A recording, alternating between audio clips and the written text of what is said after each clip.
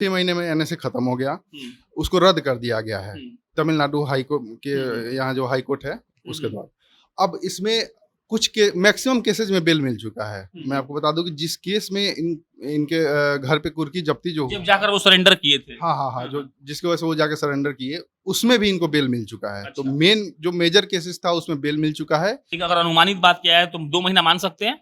2 महीना बहुत ज्यादा अनुमान लगाया जा सकता है। ये मिड दिसंबर तक वो बाहर आ जाएंगे। मतलब 15 नया साल वो अपने परिवार के साथ मनाएंगे। संभवतः जी। अब सुप्रीम कोर्ट से डायरेक्शन मिला कि आप पहले हाई कोर्ट में जाइए। हम्म, हाई कोर्ट जाने के बाद यहाँ पे फाइल किया गया कि गलत तरीके से इन पे एनएसए लगा हुआ है। हम्म, तो फिर हाई कोर्ट स्टेट गवर्नमेंट और सेंट्रल गवर्नमेंट हम्म। दोनों से मांग किया कि आप जवाब दीजिए कि एनएसए इन पे क्यों लगाने क्यों की लगाया जरूरत गया पड़ी है? हाँ। और एनएसए क्यों आगे एक्सटेंड किया जाए। हम्म। तो मैक्स मतलब लगभग 13-14 डेट पड़ा है उसमें। मैक्सिमम 13-14 तारीख। तारीख तारीख पे तारीख उस पे वो लोग हाँ। मैक्सिमम जितना एक्सटेंड जितना खींच सकते थे खींचे। उतना खींचे हैं हाँ, वो। हाँ।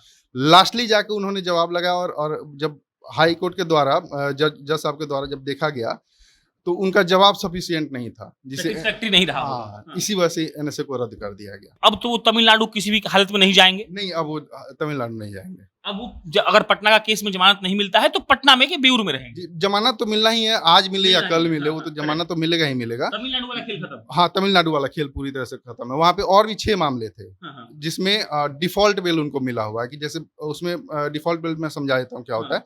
जैसे चार्जशीट पुलिस समय पे जमा नहीं कर पाई, करेक्ट, 90 इसके दिन के भीतर। हाँ हाँ। उसके सीआरपीसी का सेक्शन 167 क्लॉज 2 के तहत वो डिफॉल्ट बेल पे मिल जाता है। चुका उनको। हाँ, तो बिहार सरकार के खिलाफ मानहानि का मुकदमा कर सकते हैं कि उनका उतना समय बर्बाद हुआ, या फिर जिन लोगों ने उनकी छवि सोशल मीडिया पर खराब की उनके खिलाफ मनीष लीगल एक्शन ले सकते हैं। ऐसा हो सकता है क्या? देखिए बिहार सरकार के अगेंस्ट में वो नहीं डिफेमेशन का क्लेम कर पाएंगे क्योंकि बिहार सरकार ने नहीं लगाया था। Involved थे ही नहीं। हाँ, करेक्ट। हाँ। तमिलनाडु के सरकार ने लगाया और हाई कोर्ट ने ये माना ही गलत गलत तरीके से लगाया, तो उसमें डिफेमेशन का वो क्लेम बिल्कुल कर सकते हैं। और सोशल मीडिया पर कॉम्पनसेशन वो क्लेम कर सकते हैं। सोशल मीडिया पे जो लोग लिख रहे हैं, सोशल मीडिया पे अब तो उनकी बोलती बंद हो गई ना, जो देशद्रोही बोल रहे थे मनीष कश्यप को। कल खबर आती है कि मनीष कश्यप पर जो एनएसए लगाया गया है वो एनएसए तमिलनाडु के कोर्ट ने हटा दिया है और उसी केस में मनीष कश्यप को जमानत मिल गई है।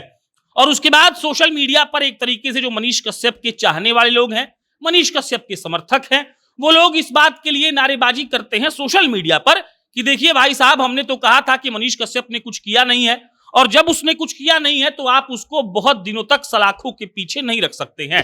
और इसके बाद यह कहा गया कि अब तो एनएसए हट गया, लेकिन आगे की प्रक्रिया क्या होगी? क्या वाकई में मनीष कश्यप आजकल में छूट जाएंगे? अगर नहीं छूटेंगे तो कब छूटेंगे? एनएसए हटने से उनको व्यक्तिगत तौर पर जो उनका केस था उसमें उनको क्या फायदा हुआ? और इसीलिए हमने सोचा कि चलिए हमसे बेहतर तो वकील साहब बताएंगे।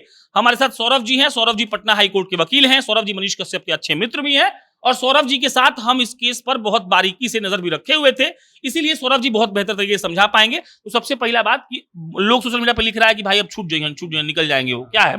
देखिए अब जैसे इनके केस में मेन एनएसए जो लगा हुआ था, इसकी वजह से लोग ये अनुमान लगा रहे थे कि 1 साल तक वो रहेंगे जेल में। हाँ, अब ये इसमें ये हुआ कि 6 महीने में एनएसए खत्म हो गया, उसको रद्द कर दिया गया है। तमिलनाडु हाई कोर्ट के यहाँ जो हाई कोर्ट है उसके द्वारा। अब इसमें कुछ के मैक्सिमम केसेस में बेल मिल चुका है। मैं आपको बता दूं कि जिस केस में इनके घर पे कुर्की जब्ती जो जब जाकर वो सरेंडर किए थे। हाँ हाँ हाँ, जो जिसकी वजह से वो जाके सरेंडर किए, उसमें भी इनको बेल मिल चुका है। तो अच्छा। मेन जो मेजर केसेस था उसमें बेल मिल चुका है। 1 या 2 केस बस बचा हुआ है जिसमें भी बहुत जल्द बेल मिल जाएगा। अब दिवाली और छठ तक कोर्ट बंद है, इसकी वजह से बस लगातार कोर्ट बंद है। इसकी वजह से थोड़ा सा अब वो बेल फाइल भी नहीं कर पाएंगे या फिर डिले होगा। हम लोग यही मान के चल सकते हैं कि अब जो केस बचा हुआ उसमें जैसे ही बेल मिलेगा उसके बाद वो बाहर आ जाएंगे। एक अगर अनुमानित बात किया है तो 2 महीना मान सकते हैं। 2 महीना बहुत ज्यादा अनुमान लगाया जा सकता है। ये मिड दिसंबर तक वो बाहर आ जाएंगे। 15 नया साल वो अपने परिवार के साथ मनाएंगे संभवतः जी। अब 2-3 सवाल और है। क्या लगता है सौरभ, एनएसए क्यों हटा होगा? क्या तर्क दिया गया होगा? क्योंकि वकीलों ने शुरू से ही कहा था कि ये बेसलेस एनएसए है, लेकिन अब जब हट गया है तो खुलकर बात हो सकती है। क्या हुआ होगा? देखिए एनएसए वहाँ की गवर्नमेंट लगाई थी। अब इन लोगों का स्टार्टिंग से कहना है या फिर हम लोग का ये भी मानना है कि एनएसए इन पे नहीं बनता है।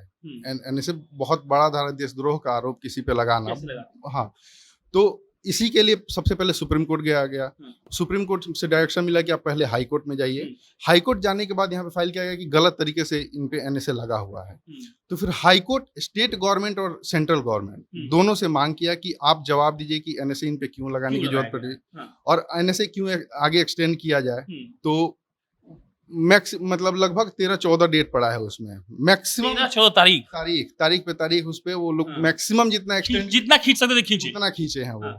लास्टली जाके उन्होंने जवाब लगाया और जब हाई कोर्ट के द्वारा जज साहब के द्वारा जब देखा गया तो उनका जवाब सफिशिएंट नहीं था, जिसे सेटिस्फैक्टरी नहीं रहा। हाँ, इसी वजह से एनएसए को रद्द कर दिया गया। अच्छा, अब तो एनएसए वाला मामला खत्म हो गया, मतलब मनीष का जो मेन मुख्य चीज था वो खत्म। जी बिल्कुल, वो खत्म हो चुका है। अच्छा, अब एक और बात, जो केस यहाँ पे चल रहा है, एक सवाल और ये है कि अब तो वो तमिलनाडु किसी भी हालत में नहीं जाएंगे। नहीं, अब वो तमिलनाडु नहीं जाएंगे। अब वो अगर पटना का केस में जमानत नहीं मिलता है तो पटना में के बेऊर में रहेंगे। जमानत तो मिलना ही है, आज मिले या कल मिले, वो तो जमानत तो मिलेगा ही मिलेगा। तमिलनाडु वाला खेल खत्म। हाँ, तमिलनाडु वाला खेल पूरी तरह से खत्म है। वहाँ पे और भी 6 मामले थे जिसमें डिफॉल्ट बेल उनको मिला हुआ है कि जैसे उसमें डिफॉल्ट बेल में समझा देता हूँ क्या होता है।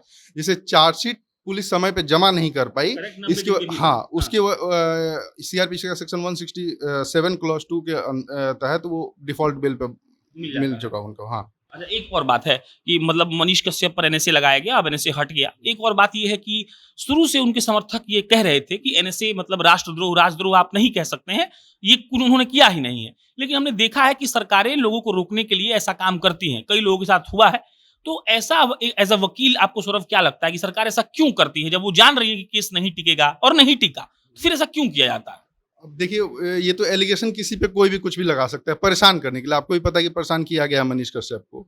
और मैं कुछ बातें ये बताना चाहूंगा कि जो लोग मनीष कश्यप को देशद्रोह बोल रहे थे, देशद्रोही या फिर देशद्रोह मान रहे थे, कोर्ट ने भी मान लिया कि इन पे गलत तरीके से एनएसए लगाया गया था। कोर्ट ने एक्सेप्ट किया तभी तो हटाया। बिल्कुल। अरे एक और बात, कुछ लोग सोशल मीडिया पे लिख रहे हैं कि अब अगर मनीष कश्यप चाहें तो बिहार सरकार के खिलाफ मानहानि का मुकदमा कर सकते हैं कि उनका उतना समय बर्बाद हुआ, या फिर जिन लोगों ने उनकी छवि सोशल मीडिया पर खराब की उनके खिलाफ मनीष लीगल एक्शन ले सकते हैं। ऐसा हो सकता है क्या? देखिए, बिहार सरकार के अगेंस्ट में वो नहीं डिफेमेशन का क्लेम कर पाएंगे क्योंकि बिहार सरकार ने नहीं लगाया था। हाँ, तमिलनाडु के सरकार ने लगाया और हाईकोर्ट ने ये माना ही गलत तरीके से लगाया, तो उसमें डिफेमेशन का वो क्लेम बिल्कुल कर सकते हैं, कॉम्पनसेशन वो क्लेम कर सकते हैं। सोशल मीडिया पे जो लोग लिख रहे हैं, सोशल मीडिया पे अब तो उनकी बोलती बंद हो गई ना, जो देशद्रोही बोल रहे थे मनीष कश्यप को। तो मिला जुला कर आप अंत यही कह रहे हैं कि दिसंबर मिड तक मनीष बाहर होंगे? बिल्कुल बिल्कुल। चलिए, ये सौरभ थे पटना हाईकोर्ट के वकील। और सबसे बड़ी बात ये है कि देखिए, तमाम आरोप किसी पर भी लगाए जा सकते हैं, कोई भी उठकर किसी को कुछ भी कह सकता है, लेकिन वही बात है, हमारा संविधान ये कहता है कि उस वक्त तक आप किसी को गिल्टी नहीं मान सकते हैं जब तक जुर्म साबित नहीं हुआ हो। मनीष पर जुर्म साबित नहीं हुआ है, जो केस अभी चल रहा है, जब उसमें जमानत मिल जाएगी तो वो जेल से बाहर भी आएंगे। फिलहाल 2-3 जो सवाल था हमने पूछा, पहला कि सोशल मीडिया पे जिन लोगों ने उनके बारे में लिखा उस पर वो मुकदमा कर सकते हैं, लीगल एक्शन ले सकते हैं, कई लोगों ने किया है, आपको पूर्व में याद भी होगा। इसके अलावा मनीष कश्यप अब तमिलनाडु नहीं जाएंगे, वकील साहब ने साफ साफ बता दिया। एनएसए वाला खेल खत्म, तमिलनाडु का बात खत्म, अब पटना में यहीं जेल में रहेंगे और जिस दिन जमानत मिल गया उस दिन वो छूट जाएंगे। बात बाकी और कोई सवाल हो तो कमेंट बॉक्स में लिखिएगा, हम फिर से आपसे बात करेंगे। बाकी मेरा नाम प्रशांत है, बहुत बहुत धन्यवाद।